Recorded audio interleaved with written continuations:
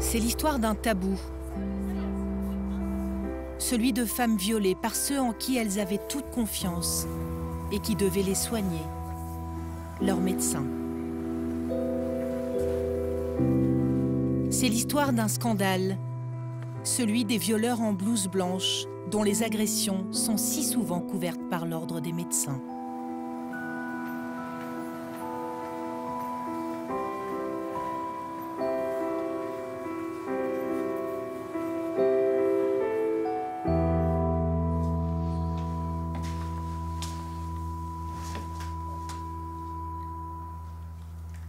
Jackie dit avoir été violée par son psychiatre lors de plusieurs consultations. La première fois, j'allais partir et puis il me prend, il me dit vous sentez que je vous désire, Jackie, je suis en train de bander. Et puis il me prend la main, puis il me la met sur son sexe. Il me dit vous sentez, j'ai du désir pour vous. Et là, on a eu une relation, enfin non, un passage à l'acte. Debout contre le radiateur et la porte du cabinet, en fait. Nous sommes en octobre 2022. Cela fait plus de 10 ans que nous filmons Jackie, année après année.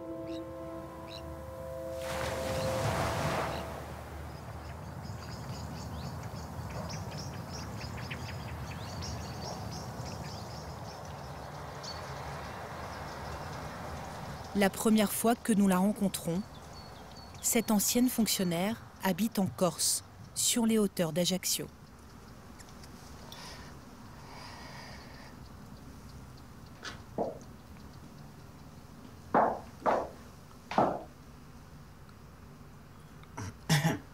Elle a porté plainte contre son psychiatre. C'est le début d'un long combat judiciaire que nous allons filmer pas à pas. Un parcours qui commence par une déception.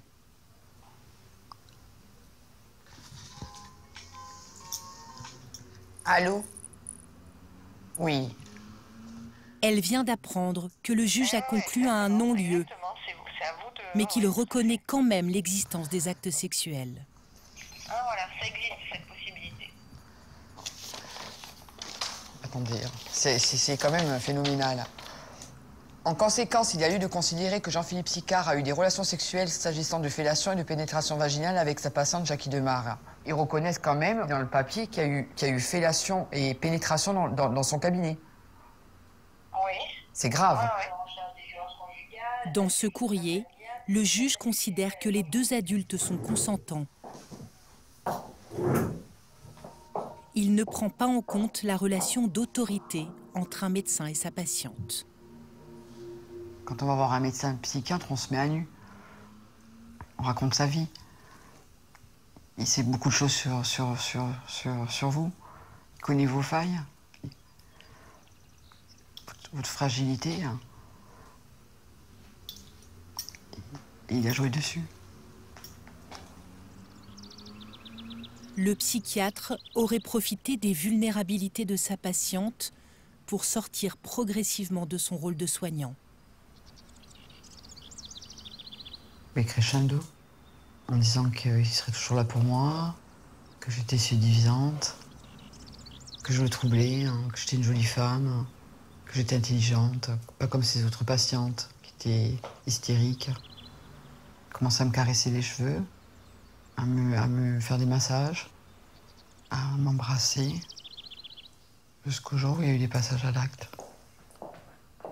Jackie a consulté ce psychiatre parce qu'elle est tombée en dépression suite à des agressions sexuelles subies depuis son enfance. C'est quelqu'un qui a déjà subi et qu'on va pouvoir contraindre assez facilement et à qui on va pouvoir faire penser que ce qui se passe, c'est pas vraiment un viol, que même c'est ça qu'elles veulent, etc. Ça, c'est une stratégie d'agresseur de base, c'est-à-dire choisir des victimes. Et là, le choix de la victime, il est fait sur une certaine fragilité. C'est ensuite inverser la culpabilité, c'est-à-dire laisser penser que, en fait, tu le veux bien. La confusion est telle chez des gens fragiles que ça risque de pouvoir durer assez longtemps. Elle a beaucoup hésité avant de porter plainte.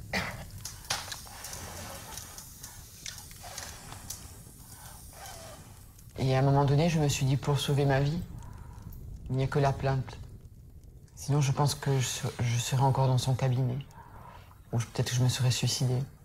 Il se l'aurait bien arrangé, je me serais bien tuée. Jackie ne s'est pas tue.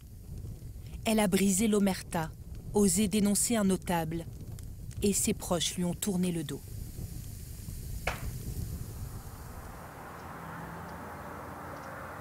Neuf autres patientes victimes du même docteur, interrogées par le juge d'instruction, n'auraient pas eu le courage de porter plainte. Il y a encore des citrons.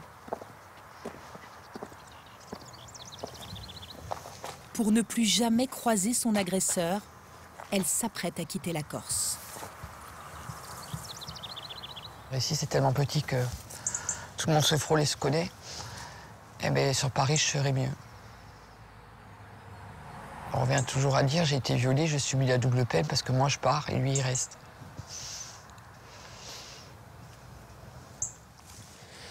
Ce qui va me manquer le plus, c'est les odeurs, la mer et les montagnes.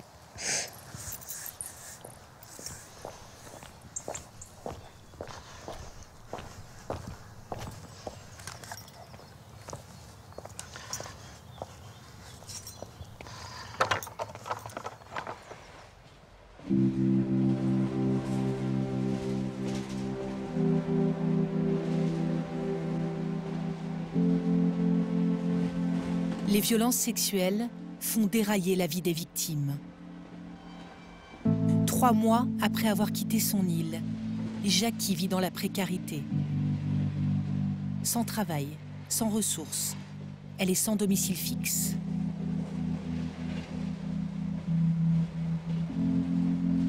Je vis d'abord chez une copine, à Montreuil, qui m'a gardée pendant 1 an et demi. Après, je vis à droite et à gauche. Ça veut dire que je n'ai pas de logement fixe. Et tous les 2 ou 3 jours, je suis obligée de changer de logement.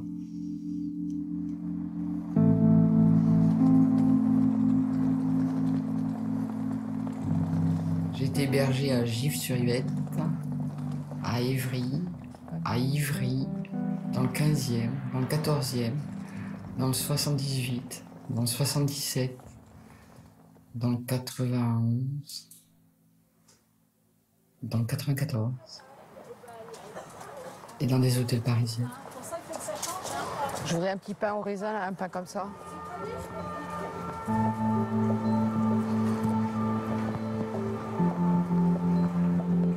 Ce qui l'aide à tenir, c'est qu'elle a décidé de faire appel du non-lieu prononcé par le juge. Le juge sait qu'il y a d'autres victimes qui sont signalées à la police, mais que c'est pas à lui de chercher à la vérité à tout prix hors de son champ de saisine. Comment un juge d'instruction qui va à charge et à décharge, je vais le comprendre, mais qui sait quand même dans son intime conviction qu'il y a des autres victimes, comment peut-il prononcer un non-lieu et laisser continuer cet homme? Pour moi, en tant que victime, je suis choquée.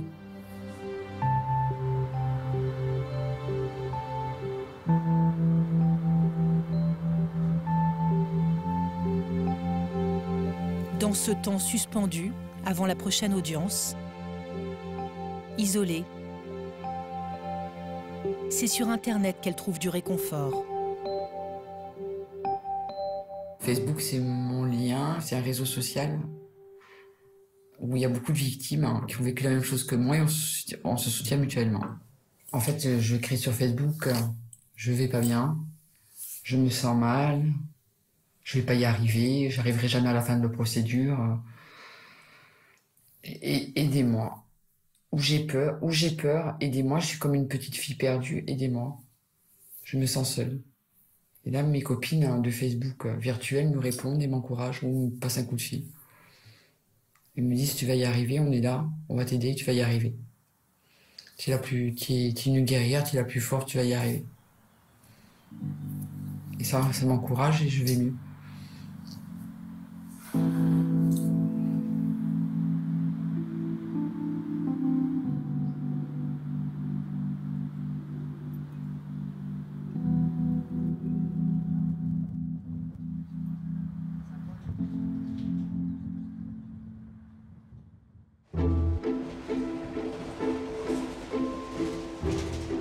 Des victimes de médecins, nous en avons rencontré plusieurs, à une époque où la parole des femmes était peu entendue. Certaines ont choisi l'écriture comme exutoire. Anne était mineure au moment des faits.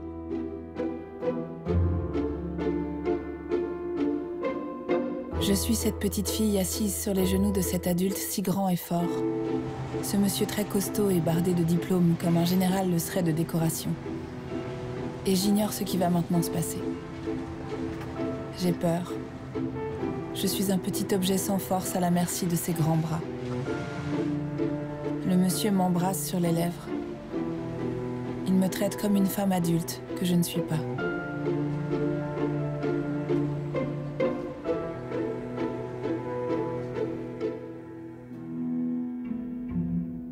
L'homme dont elle parle est le docteur Jean-Paul Guittet, psychiatre au Mans.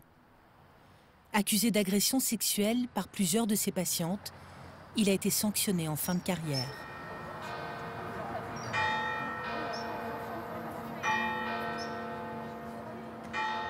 Ce psychiatre devait aider Anne à surmonter sa dépression après le suicide de son grand frère. Je le voyais depuis que j'avais 14 ans et demi. Et puis il m'avait dit que si j'étais un jour vraiment en difficulté, je pouvais passer le voir à l'improviste. Et donc j'ai beaucoup hésité, mais comme il m'avait invité à venir le voir si ça allait vraiment pas, ce jour-là j'étais particulièrement fragilisée, donc je me suis rendue chez lui. Et donc en fait, bon là il me voit, il me fait signe d'entrer avant de prendre quelqu'un d'autre finalement, puisqu'il voit que je suis dans cette salle d'attente. Et en fait je fonds en larmes. Je fonds en larmes et là, en fait, il m'attire à lui, il me prend par les mains, il m'attire à lui comme ça. Il m'embrasse sur la bouche et il me dit un truc du style je sais qu'il y a des liens comme ça qui peuvent se créer, mais je ne veux pas du tout te faire mal. C'est à peu près, peut-être qu'il y a quelques mots que je fais varier, mais c'est à peu près le sens exact, la phrase exacte. Puis petit à petit aussi, il passe sous mes vêtements, il met ses mains sur ma poitrine. Il joue toujours sur des registres un petit peu parallèles et différents, en parlant de tendresse, en parlant d'amitié, et puis en mêlant avec des choses plus sexualisées, en fait. Et ça crée une confusion en moi, parce qu'en plus, je suis jeune, je suis ado, j'ai jamais eu de petite amie.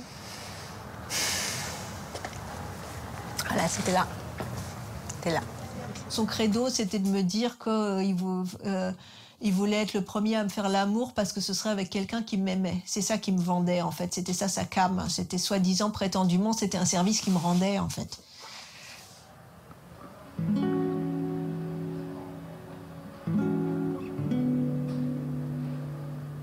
Comment on peut faire confiance à quelqu'un après ça?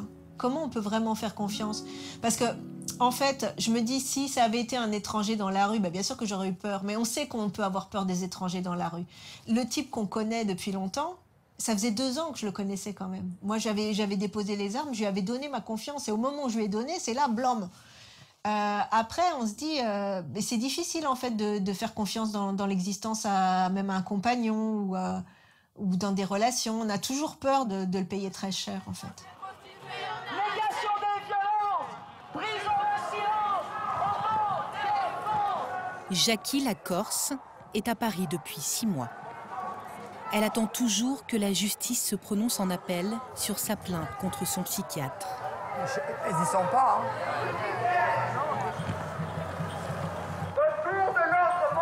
Face au silence imposé par l'attente de son jugement, elle se rapproche des milieux féministes pour faire entendre sa voix. Ali et Delphine. Ça va? La victime est devenue militante. J'ai du mal à arriver. Hein. Je me suis gourée de métro. Bonjour. Il y a le journaliste derrière. Il me demande s'il peut filmer. Hein. Comment tu vas bien?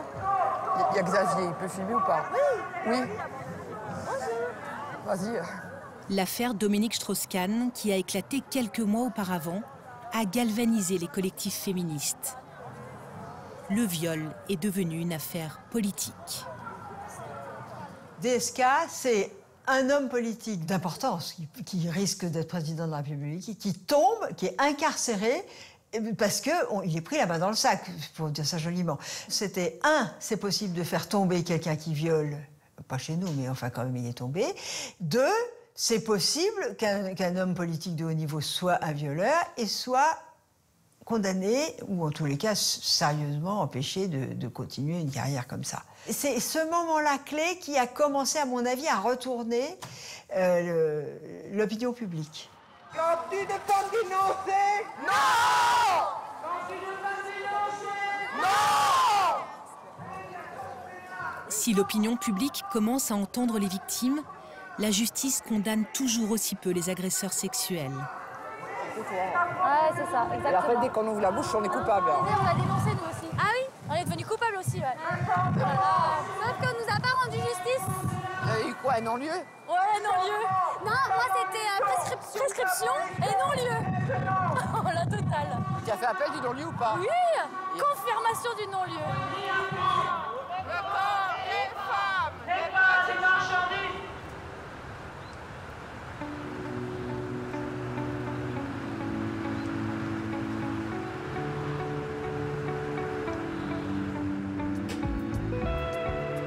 En 2013, Jackie retourne en Corse pour la première fois.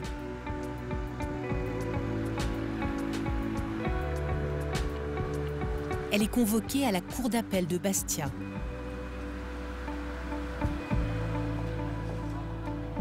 C'est sa dernière chance de faire condamner son psychiatre. Qu'est-ce que j'attends de l'audience d'aujourd'hui? Qu'il revienne sur le non-Dieu, que cet homme passe aux assises et soit condamné pour les actes qu'il a commis. Et que moi, je sois reconnu en tant que victime pour me reconstruire. Ça commence.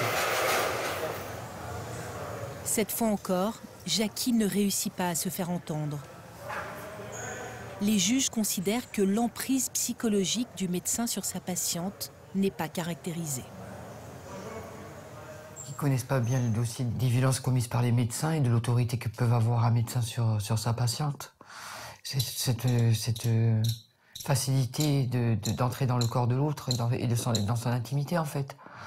C'est facile pour un médecin. Il va dire à une patiente déshabille-toi, va se déshabiller, en fait.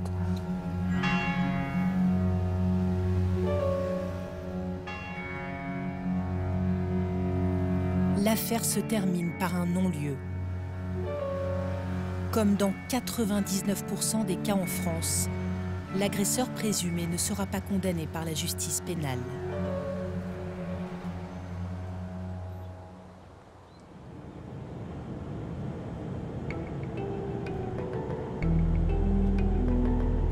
Jackie a décidé de ne pas en rester là et de faire appel à l'ordre des médecins.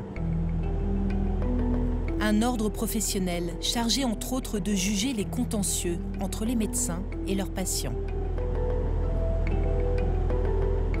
Mais que pèse la parole d'une plaignante face à un médecin jugé par ses confrères? Quand il y a des violences sexuelles et qu'une plaignante arrive jusqu'au Conseil de l'ordre, la plupart du temps, il ne se passe rien. Objectivement, ils ont une position de complice des agresseurs sexuels. Je ne peux pas le dire autrement.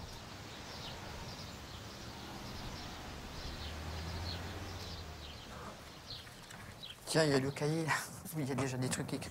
Quelques mois plus tard, Jackie s'apprête à passer devant cette justice. Le docteur S, c'est ça? Oui, c'est Sika. Elle est avec un ami qui découvre l'affaire. À quelques jours de l'audience, elle est inquiète. Tu crois que je vais arriver devant le Conseil de l'ordre, moi qui n'aime pas les médecins? Moi qui n'ai plus confiance aux médecins, je vais arriver tranquille. Il va arriver pimpante. Bah, Il va en avoir 12 devant moi. Tu crois que ça me fait plaisir? Bah non. J'ai peur d'aller voir un médecin, je ne me fais même plus soigner. Tellement j'en ai peur. Il est psychiatre, il sait que c'est une connerie. Oui. Donc il devrait dire, bon, bah, j'ai fait une connerie avec ma patiente, c'est comme ça. Ou on rectifie, on arrête la thérapie, je sais pas, ou on reste pas comme ça. T'as raison. Et ça, je pense que c'est un élément qui est important. Mais écris-le. Aux États-Unis, au Canada, tout thérapeute, tout psychiatre n'a pas le droit d'avoir de relations amoureuses ou sexuelles avec sa patiente, même 2 ans après la fin de la thérapie, parce qu'il peut avoir une relation d'emprise. Mais c'est des choses qui éventuellement peuvent être peuvent être amenés pour dire, regardez, il y a des réflexions, c'est pas une relation normale.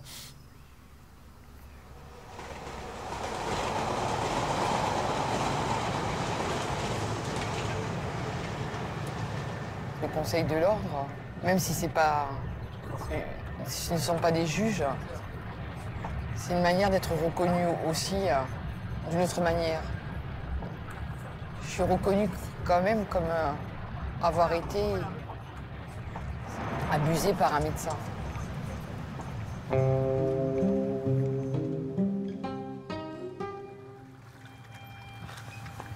C'est à Marseille, au Conseil régional de l'Ordre des médecins, que Jackie sera entendue.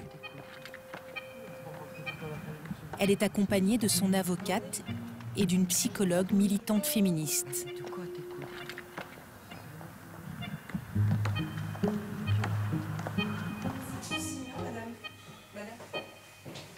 Pour la première fois depuis 3 ans, Jackie sera confrontée à son agresseur. La chambre disciplinaire est composée de plusieurs médecins et présidée par un magistrat. Quand on rentre, il y a une espèce d'estrade. Il y a 12 hommes qui siègent, habillés en noir et rouge. Puis, oui, c'est assez impressionnant, quoi. C'est solennel. Et puis, il y a des tables. Puis, il y a Sicard sur le côté gauche, avec son avocat. Moi, sur le côté droit, avec mon avocate. Et en fait, quand j'ai croisé son regard, eh ben, j'avais plus peur de lui, en fait. C'est important. J'avais plus peur de lui. Lui, il me regardait pas.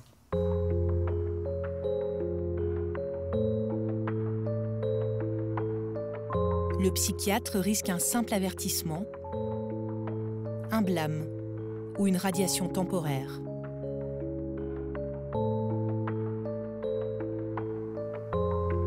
La décision est rendue 2 mois plus tard. Le fait pour un médecin d'entretenir avec l'un de ses patients des relations intimes constitue une faute susceptible d'être sanctionnée par les instances disciplinaires de la profession. Il est interdit au docteur Jean-Philippe Sicard d'exercer la médecine pendant la durée d'1 année. Waouh! La sanction visée ci-dessus prendra effet le 1er juillet 2014 à 0h pour s'achever le 30 juin 2015 à 24h. C'était une victoire pour moi. 1 an de radiation. Pour prendre la mesure de la sanction, oui, vous m'entendez mieux là. Jackie appelle le Conseil de l'Ordre de Marseille. Oui, vous m'entendez. Déjà, il y a une sanction très importante quand même, hein, puisque c'est pas une sanction légère. Hein. Non, Symboliquement, c'est reconnu. Vous voyez ce que je veux dire? Moi, j'ai l'impression d'être reconnue comme victime. Et en plus, là, la motivation est bien écrite quand même. Hein. L'ascendant du médecin, voilà. La dépendance que l'on a par rapport à son médecin. La sanction aurait pu être plus lourde. Voilà, après, là c'est dommage, je ne vous cache pas que je regrette qu'il n'y ait pas eu d'autres cas simultanés avec vous, des cas avérés. Quand j'ai été porté plainte à la police, ils ont fait une perquisition à son cabinet, ils ont interrogé pendant sur 3 ans toute sa patientèle. Ils ont retrouvé 9 victimes. 9 victimes qui n'ont pas voulu porter plainte parce qu'elles avaient peur. Écoutez, c'est très bien, et ça vous montre que votre combat n'a pas été là et c'est parfait. Oui. Pour vous, c'est très important. Oui, c'est important. Au revoir. Bonne journée. Au revoir. Hop, écoutez, voilà. Les 5 ans, là. À Jackie. On a gagné, on a gagné. Elle ignore que le docteur Sicard va faire appel, ce qui lui permettra de continuer à exercer.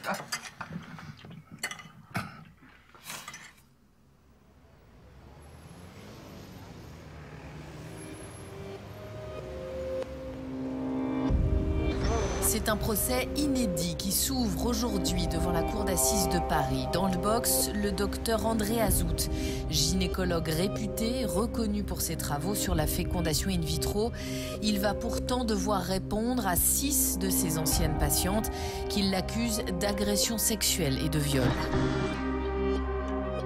À mi-chemin entre l'affaire DSK et le mouvement MeToo, pour la première fois, un médecin accusé de viol fait la une de la presse nationale. Ce procès va révéler l'inaction du Conseil de l'ordre. À l'origine de l'affaire, le couple Cécile et Richard Poitvin. Ils ont consulté le docteur Azout dans l'espoir d'avoir un enfant. Les faits se sont produits quand Cécile était seule en consultation. Elle en parle immédiatement à son mari.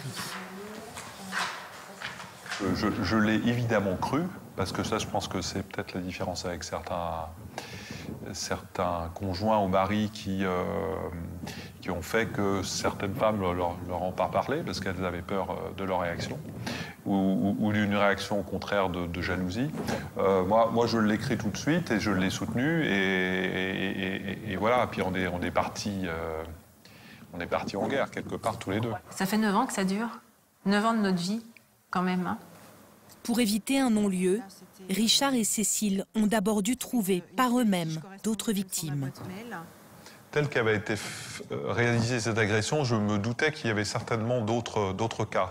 Donc j'ai laissé j'ai tendu des perches sur Internet par d'un pseudo sur deux sites, Doctissimo et féminin.com, au féminin.com, de manière à savoir si des femmes avaient pu être agressées par ce même médecin. Et voilà, c'est comme ça qu'on a récupéré. Et on en a récupéré assez facilement, je dois dire. Le couple a retrouvé une quarantaine de victimes présumées, témoignant d'agressions commises pendant plusieurs dizaines d'années par le docteur Azout. Le fait qu'un violeur n'ait qu'une pulsion et ne fasse qu'un commettre qu'un viol, ça c'est dans les rêves des personnes. En vrai, un violeur, c'est un violeur, c'est-à-dire qu'il pense en violeur. Du coup, évidemment, il y a plein de victimes. Et maintenant qu'on a réfléchi et pensé autour de ça, ici à la permanence téléphonique, depuis une quinzaine d'années, on demande aux personnes qui nous appellent « Mais vous savez s'il a violé d'autres personnes ?» Et plus de 50% des victimes savent qu'il a violé d'autres personnes. Ils connaissent. Donc, en vrai, je ne pense pas qu'il y ait un seul violeur qui ne viole qu'une fois. Les faisceaux concordants, c'est-à-dire des témoignages identiques pour des faits identiques par des personnes qui ne se connaissent pas, clairement, pour nous, en tout cas, ça a été effectivement ce qui a fait que aujourd'hui, il est renvoyé devant les assises. Voilà. Pour Jackie, dont le médecin n'a pas été condamné au pénal, le procès du docteur Azout est un procès par procuration.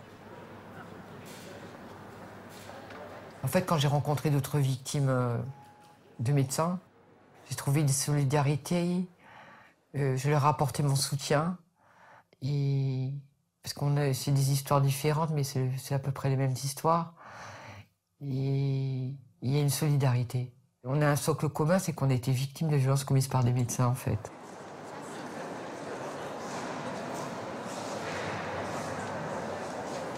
Face au docteur Azout, 6 victimes reconnues et 30 autres femmes venues témoigner pour des faits prescrits, comme Marie. Il dit j'ai toujours été sincère. Ah bon? La sincérité, c'est pas des excuses. Mais t'es pas excusé. Bah, Il s'est excusé auprès de sa famille. Si, envers sa femme. Ouais. Sa femme, ses collègues.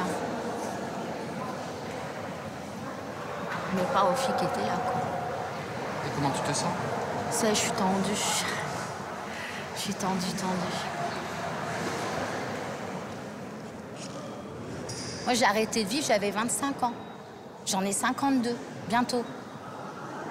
Et j'ai arrêté, c'est toute une partie de ma vie. Il me reste quoi, moi, maintenant? J'ai pas d'enfant, il m'a cassé. Qu'est-ce qu'il me reste? Il me reste rien. J'ai plus rien. J'ai la rage,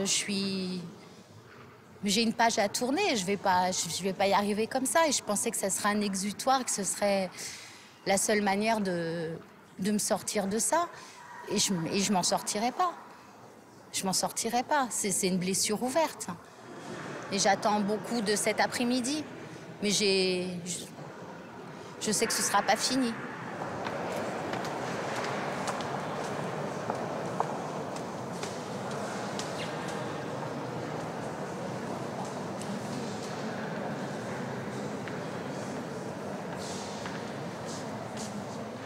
L'avocat général a requis 12 ans d'incarcération. Après plusieurs semaines de procès, le médecin violeur est condamné à 8 ans de prison. Mettez-le sur l'image. Restez au milieu. Voilà, ne bougez pas. Juste, le docteur Azout vient d'être condamné à 8 ans de prison. Qu'est-ce que vous avez ressenti? La paix. Enfin la paix. Depuis 85. Voilà, j'ai besoin de rentrer chez moi maintenant.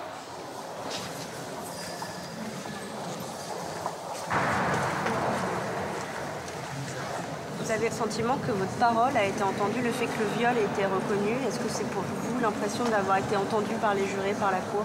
Ah oui, oui. Oui, tout à fait. Et c'est ce qui est merveilleux sans doute aujourd'hui, c'est que d'avoir été entendu au-delà de tous ces discours ignominieux qui ont été tenus. Oui. Je ne peux pas, je ne peux pas. Vraiment, je ne peux pas. Merci. Merci à vous. Justice est faite. Une justice bien tardive, car le Conseil de l'Ordre avait reçu des plaintes depuis les années 90 et n'avait pas réagi. Cette affaire a été un désastre ordinal. Le Conseil de l'Ordre doit donc réfléchir sur les règles qui consistent avant tout à protéger les patientes lorsque elles viennent faire des dénonciations. Ici, je rappelle qu'il a fallu 25 ans pour qu'enfin, effectivement, le Conseil de l'Ordre prenne les dispositions nécessaires. Ce procès, il a montré que, oui, des médecins pouvaient être violeurs et qui pouvaient être condamnés. Et ça, pour nous, c'était important.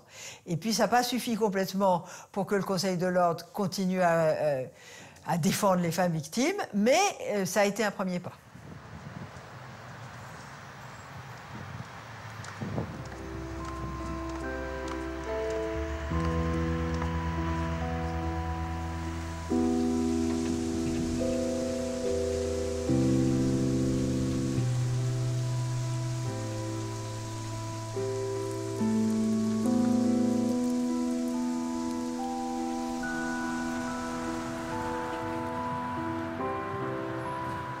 Un an a passé. C'est la porte rouge, il faut traverser. De nouveau, Jackie va devoir affronter son ancien psychiatre, qui a fait appel de sa condamnation à 1 an de radiation. Nous y sommes. Salut, ça va? Tu vas bien? Oui. Elle est entourée de membres du collectif féministe contre le viol.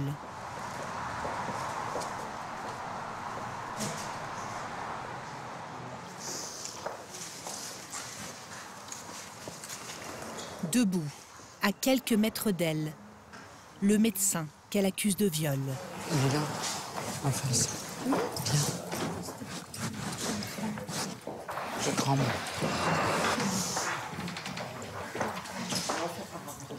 Vas-y, fais-le par avant. Venez par avant. Ça me stresse. Je suis stressée.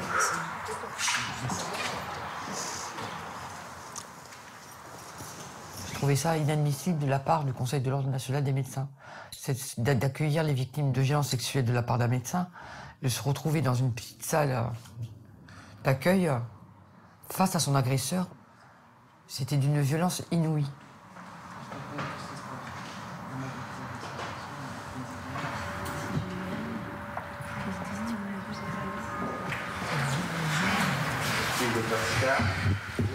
Au moment de l'audience, le docteur exerce toujours, car l'appel est suspensif.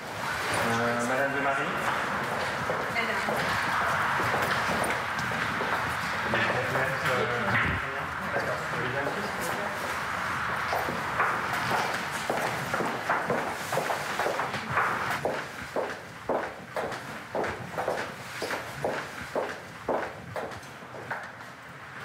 Devant ses confrères, le psychiatre nie le viol. Et puisque les actes sexuels ont été reconnus par la justice, il accuse son ancienne patiente d'érotomanie. Inverser la culpabilité, c'est en permanence la stratégie des agresseurs sexuels, de tous les agresseurs sexuels. Donc le médecin y compris. Lui, ce qu'il veut que tu crois quand tu es victime, c'est que c'est toi qui voulais, que tu l'as cherché, que lui, il a bien été gentil. Mais en fait, quand on analyse ce qui s'est passé, c'est exactement le contraire. Elles sont tombées dans des pièges, elles n'ont pas vu quand ça se passait. Mais c'est vraiment une vraie stratégie, une toile d'araignée dans laquelle elles peuvent difficilement résister.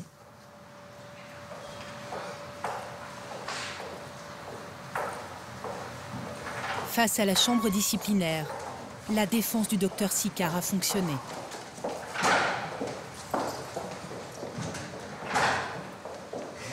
La chambre réduit de moitié sa condamnation. J'ai beaucoup pleuré, énormément pleuré. Mais c'est pas, j'ai pas eu l'impression qu'il m'écoutait en fait. C'était, je protège mon confrère en fait. Le psychiatre est puni de 6 mois de radiation à effet immédiat. En tout cas, avec son psychiatre, il devrait avoir un rendez-vous.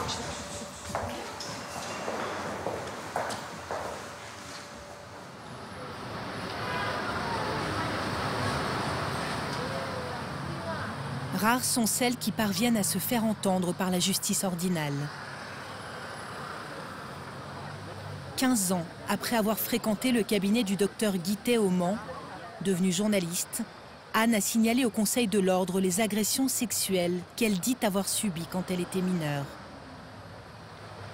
Elle est la 3e patiente à mettre en cause ce psychiatre, mais c'est elle qu'on accuse de s'être jetée dans ses bras. Sa plainte est rejetée par les médecins. Ce sont des hommes assez âgés et donc effectivement, je pense que c'est une certaine culture aussi qui s'exprime. Et c'est comme ça aujourd'hui que je comprends la décision qui a été prise contre moi, d'aller affirmer contre toute évidence que c'était moi qui avais pris l'initiative de ce qui s'était passé avec ce professionnel de santé. Sans souci aucun pour les conséquences, pour moi, d'une telle affirmation en plus, parce que c'est gravissime. Je veux dire, on a déjà beaucoup de culpabilité, beaucoup de honte, et en plus, ces gens-là viennent donner un bâton à l'agresseur pour vous continuer à vous taper sur la figure. C'est vraiment... c'est effroyable, en fait, comme... Et puis c'est désespérant. Moi, j'ai été désespérée. Je me suis dit, mais en fait, je vis dans un monde qui n'a aucun sens. C'est insensé, en fait, de recevoir ce type de verdict. Donc, en fait, quelque part, j'ai eu l'impression d'être responsable du fait que cet individu continue à faire du mal. Et ça, je l'ai porté seule, puisque ces gens-là n'en avaient strictement rien à faire. Il aura fallu attendre une 5e accusatrice pour qu'il lui soit interdit de recevoir des patientes mineures. 38 ans après la première plainte.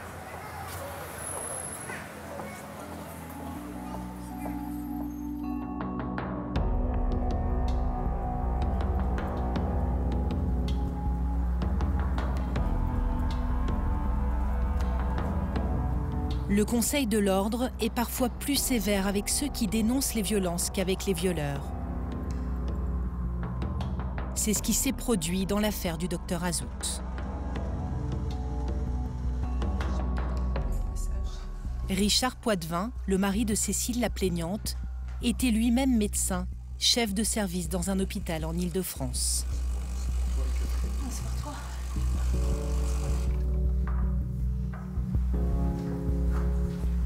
Pour avoir dénoncé auprès des institutions ordinales le viol de sa femme, il a été puni d'un blâme. C'est la sanction qui précède la radiation. Ce qui m'est arrivé, c'était en 2004, et notre première plainte, elle est quand même auprès du Conseil de l'Ordre, date d'avril 2005. Évidemment, même en prenant des précautions, je prenais un risque. Et effectivement, j'ai eu ce blâme pour diffamation. Mais on vous punit. C'est d'ailleurs pour ça, après, j'arrivais plus... Enfin, j'ai eu du mal à accepter tout cela. Très affecté, il a dû quitter son service et déménager dans le sud de la France.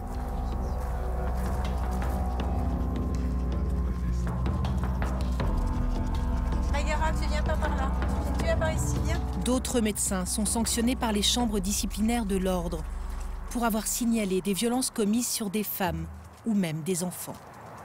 En matière de violences sexuelles, ils sont nuisibles. Ils sont nettement complices des agresseurs sexuels. C'est-à-dire, 1, ils protègent les collègues qui sont présumés agresseurs sexuels. 2, ils engueulent les collègues qui dénoncent des agressions sexuelles auprès des enfants. Donc ça, pour moi, c'est objectif. Je ne sais pas pourquoi ils sont comme ça, mais effectivement, c'est ça que ça donne comme notion.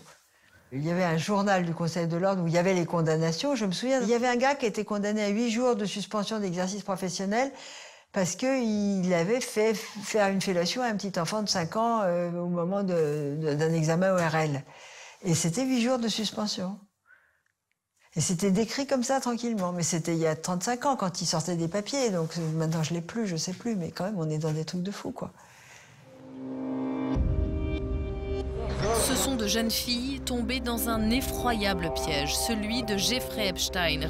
À son tour, elle témoigne, Adèle Haenel, avant-garde d'un MeToo du cinéma français. Elle accuse le cinéaste Christophe. C'est le récit glacial d'une jeune fille sous emprise et il secoue le monde de l'édition avant même sa sortie. Le consentement de Vanessa Springora raconte qu'elle avait 21 ans, lui 36 de plus. Florence Porcel vient de déposer plainte contre Patrick Poivre d'Arvor, icône catholique.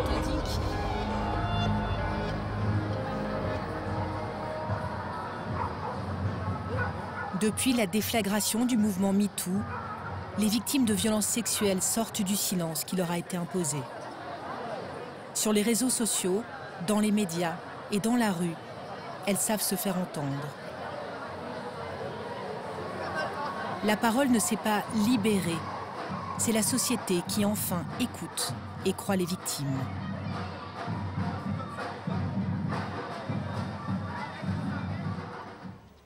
Mais ce changement de paradigme a-t-il touché l'ordre des médecins?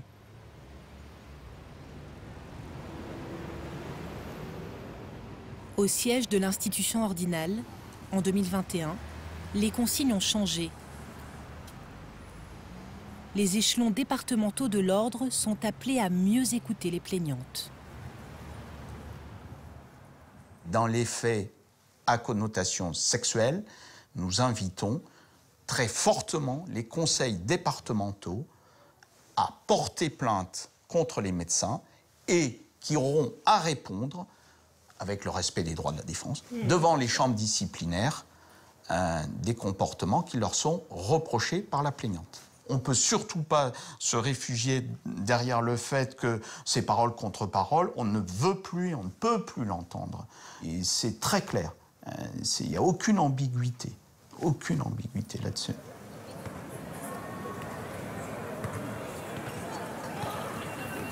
Un an plus tard, l'ambiguïté demeure.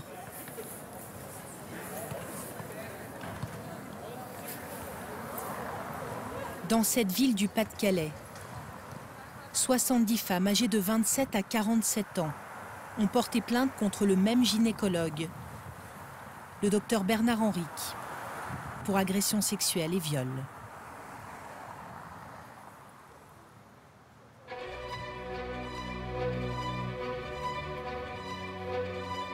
Vendeuses, enseignantes, infirmières, fonctionnaires de police, psychologues, comptables, assistantes de direction. Auditionnées par le juge d'instruction, toutes décrivent des séances sexualisées, des récits concordants de femmes qui ne se connaissent pas. Il mettait plusieurs doigts, toujours son pouce sur le clitoris avec une main au-dessus. Et en fait, il faisait des séances des va-et-vient et en bougeant la main. Je sens à un moment donné un souffle et un passage de langue. Quelques minutes après, je ressens le souffle et je me dis recommence. Un deuxième passage de langue. Mais parfois ça durait très longtemps. Je me souviens d'une fois où ça m'avait vraiment fait mal parce que c'était tout sec à force. Des va-et-vient, je lui ai dit et il s'est un petit peu énervé en disant que c'était bientôt terminé. Une troisième respiration au niveau du clitoris et j'ai le droit à un autre passage de langue. Et j'entends des bouts de tissu et il me dit j'ai bientôt fini. Je me dis, c'est pas possible, il est en train de se faire plaisir. L'affaire est en instruction depuis 7 ans. Mise en examen, le docteur Henrique reçoit toujours des patientes.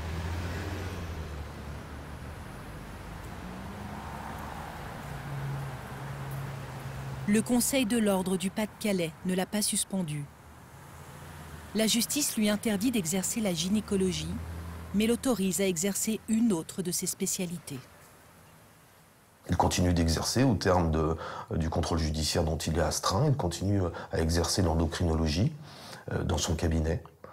Et vous dire que c'est particulièrement difficile pour mes clientes d'accepter, malgré le fait qu'il soit présumé innocent, qu'il puisse encore exercer la médecine. Il a toujours accès au corps des femmes. En tant qu'endocrinologue, il fait l'objet d'une nouvelle plainte pour viol.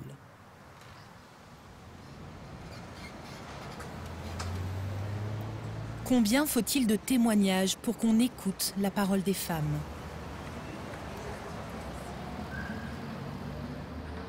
Au Conseil national de l'Ordre des médecins, cette fois, c'est une femme qui répond.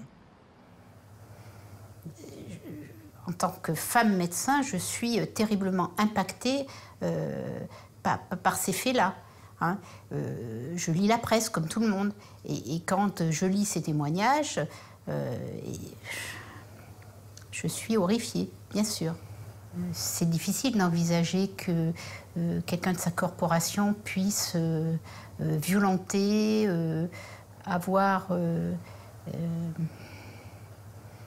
des attitudes inappropriées allant jusqu'à la violence sexuelle et le viol.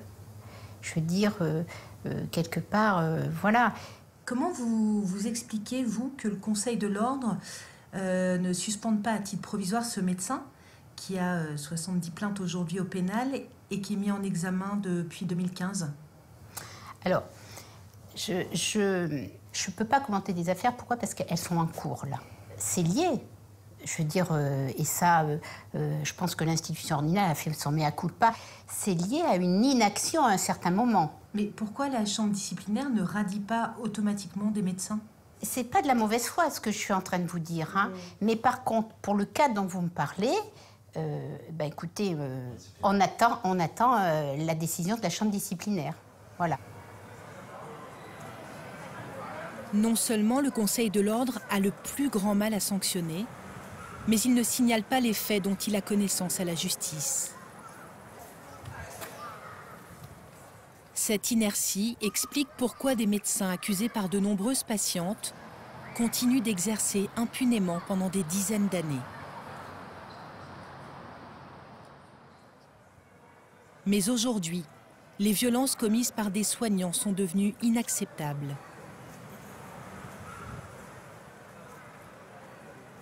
Une nouvelle génération de femmes exige de pouvoir exprimer son consentement avant tout acte médical.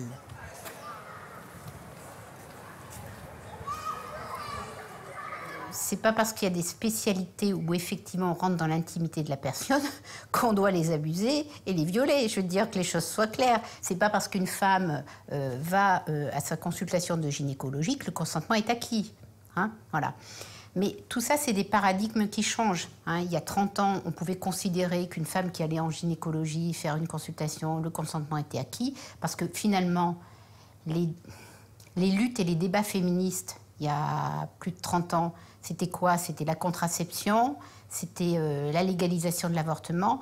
Maintenant, on est quand même dans d'autres dimensions qui font que on est dans le recueil du consentement. Hein. L'Ordre des médecins promet de se mettre au diapason de son époque. Mais l'institution a toujours eu un train de retard sur la société. Il y avait dans le temps un truc sur « tu ne participeras pas à l'avortement ». Le Conseil de l'Ordre, ça a été créé par Pétain, et c'est un vieux truc très réactionnaire, quand même.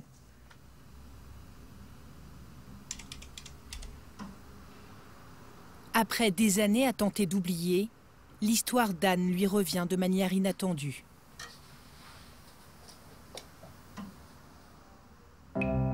En décembre 2019, la Cour des comptes publie un rapport sévère sur l'Ordre des médecins.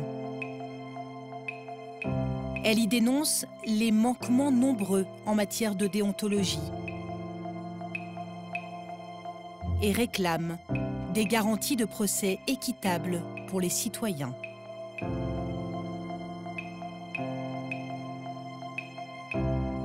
Dans les pages consacrées aux agressions sexuelles, Anne reconnaît son affaire. En fait, je m'étais toujours sentie, comment dire, illégitime à parler, parce qu'en fait, j'avais complètement intériorisé leur jugement négatif et le fait qu'ils avaient prétendu que je m'étais précipitée sur la personne.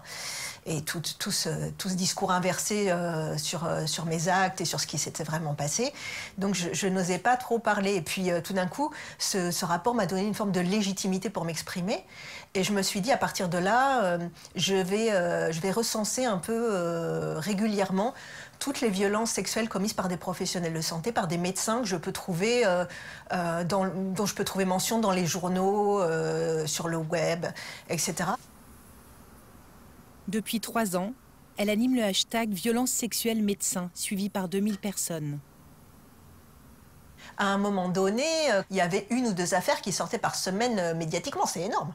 En France, hein. J'ai interpellé les ministres de la Santé successifs depuis Agnès Buzyn, donc Olivier Véran et puis maintenant François Braun.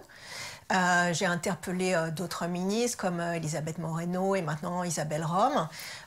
J'interpelle aussi la Commission des affaires sociales de l'Assemblée nationale, puisqu'il me semble qu'elle serait légitime à agir sur ce sujet, la délégation aux droits des femmes de l'Assemblée nationale. Je n'ai obtenu aucune réaction d'aucune sorte, d'aucun ministre. Je me heurte à une totale indifférence sur le sujet. Mais en fait, à ma connaissance, il n'y a pas de réponse officielle sur les suites données à ce rapport et sur les réformes mises en œuvre. C'est le sens aujourd'hui de ce hashtag pour moi aussi. Hein. C'est de faire en sorte vraiment que le système soit réformé, qu'il soit assaini et qu'on puisse effectivement, qu'il soit digne de confiance.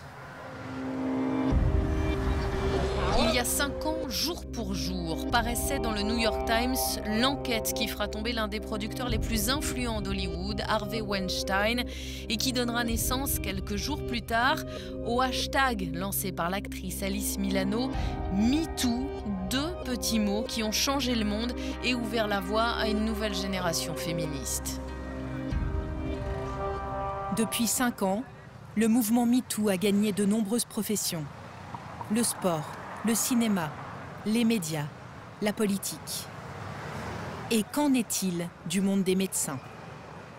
À ma connaissance, il n'y a pas de MeToo. Mais peut-être qu'il y en a peut-être un dans un coin qu'on n'a pas vu. Hein. Mais pour moi, je n'ai pas vu encore de choses comme ça.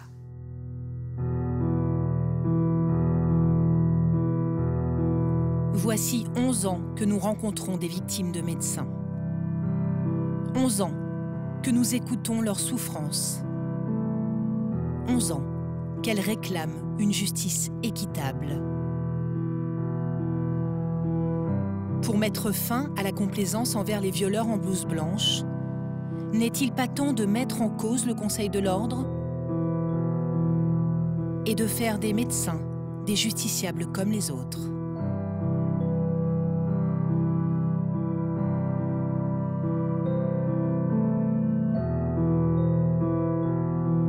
Je vais mieux, mais je souffre encore quand même de stress post-traumatique.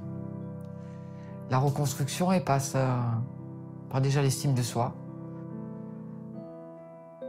et consoler la petite fille que j'étais, qui a souffert aussi, et consoler même la jeune femme ou la femme que j'ai été qui a souffert aussi, et que quand même la vie est belle et que ça vaut le coup de la vivre.